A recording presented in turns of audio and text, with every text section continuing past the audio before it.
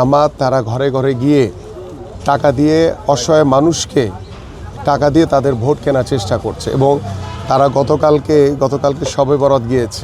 তার আগের দিন রাতে তারা প্রত্যেকটি ঘরে ঘরে গিয়ে পোলাওর চাল, মুরগি এগুলি গিয়ে ঘরে ঘরে দেওয়ার চেষ্টা করেছে। যখন সাধারণ মানুষের চোখে পড়েছে তখন তারা দৌড়ে পালিয়ে চলে গেছে। আর এখানে পরিবেশ এখন পর্যন্ত স্বাভাবিক রয়েছে এবং আমরা খুব সতর্ক রয়েছি। যারা উস্কানিদাতা, যারা বিশৃঙ্খলা করার চেষ্টা করছে, যারা ঘরে ঘরে গিয়ে টাকা দিয়ে ভোট কেনার চেষ্টা করছে, তাদের বিষয়ে আমরা সতর্ক রয়েছি। আইন শৃঙ্খলা বাহিনীও সতর্ক রয়েছে। আমরা সেই বিষয়গুলো আইন শৃঙ্খলা বাহিনীর সাথে কথা বলেছি যে আমাদের আগামীর ত্রয়োদশ জাতীয় সংসদ নির্বাচনকে ব্যাহত করার জন্য একটি দল তারা বিভিন্নভাবে টাকার প্রলোভন, বিভিন্নভাবে বিশৃঙ্খলা করে একটি অস্থিতিশীল অবস্থা তৈরি করার চেষ্টা করছে এবং তাদের যে মিথ্যা প্রতারণার মাধ্যমে সাধারণ মানুষকে প্রভাবিত করার চেষ্টা করছে। যদিও আমরা বিশ্বাস করি সাধারণ মানুষ এখন অনেক সচেতন, তাদের এই বিভ্রান্তমূলক কথা বা তাদের এই মিথ্যাচারে সাধারণ মানুষ কখনোই প্রভাবিত হবে না। আমরা জাস্ট অপেক্ষমান রয়েছে একটি অবাধ, সুষ্ঠু, নিরপেক্ষ নির্বাচনের এবং আল্লাহর রহমতে 12ই ফেব্রুয়ারি একটি অবাধ, সুষ্ঠু, নিরপেক্ষ নির্বাচনের মাধ্যমে আমরা দীর্ঘদিন পরে একটি জনগণের রায়ে একটি নির্বাচিত সরকার প্রতিষ্ঠিত হবে ইনশাআল্লাহ।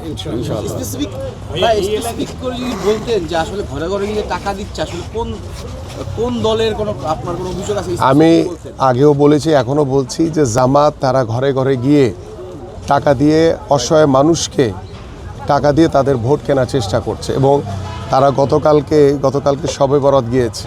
তার আগের দিন রাতে তারা প্রত্যেকটি ঘরে ঘরে গিয়ে পোলাওর চাল, মুরগি এগুলি গিয়ে ঘরে ঘরে দেওয়ার চেষ্টা করেছে। যখন সাধারণ মানুষের চোখে পড়েছে তখন তারা দৌড়ে পালিয়ে চলে গেছে। তো এই ধরনের যে মিথ্যাচার, এই ধরনের যে প্রলোভন দেখিয়ে ভোট আদায় করার যে অপচেষ্টা, এটা আমার কাছে মনে হয় যে আমাদের যে একটি নিরপেক্ষ নির্বাচনকে ব্যাহত করবে। কারণ আমরা চাই অবাধ, সুষ্ঠু, নিরপেক্ষ নির্বাচন। সেই নির্বাচনের মাধ্যমে জনগণের যাতে সর্বাত্মকভাবে তাদের রায়টি যাতে প্রতিষ্ঠিত হয়, কোনো বিভ্রান্তিমূলক কোনো মিথ্যাচারের মাধ্যমে যাতে কোনো ভোটকে যাতে কেউ বানচাল করতে না পারে আমরা চাই।